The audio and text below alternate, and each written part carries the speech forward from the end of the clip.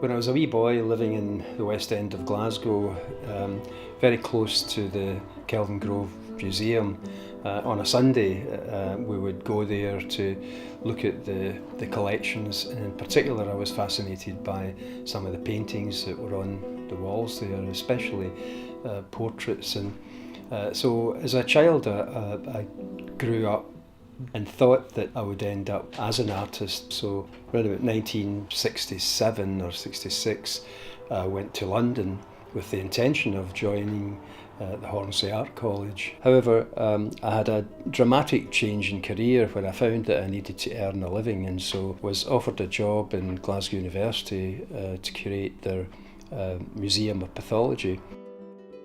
I worked very closely with pathologists, and I became really interested in that aspect of pathology, and I ended up after a few years managing all of the mortuaries in Glasgow.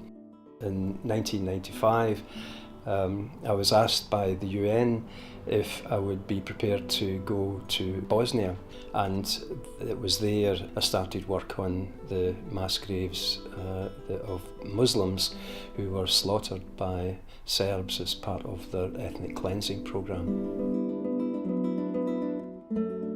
I suppose the pathologists and the technicians were those who had most experience in dealing with death, but even we were overwhelmed by the ferocity and numbers of killings.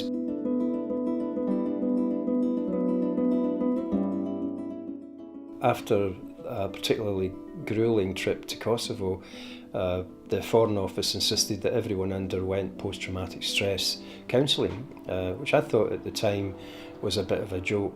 I don't think it's going to affect me, and I kind of laughed it off. The night that I retired, I started to have really vivid, disturbing dreams about some of the images that went through my mind that I hadn't experienced before. And whilst to me it was just bad dreams, and it upset my wife because apparently I would cry out at night, not realising it.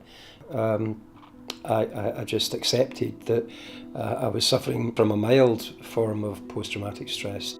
So she bought me an easel, in fact this easel, as a retirement present, and instead of painting sort of normal things, I was drawn to paint some of the images that I was seeing in those dreams and that I'd remembered from my past, and so that diluted the severity of some of the images, to the point where after completing those paintings the nightmares stopped. And so I discovered this charity called Remembering Srebrenica, and what I do now is use the paintings or those images in slide presentations that I take round schools, universities, and even recently into prisons, because I believe that people should know about what happened in Bosnia in particular, but to try and learn the lessons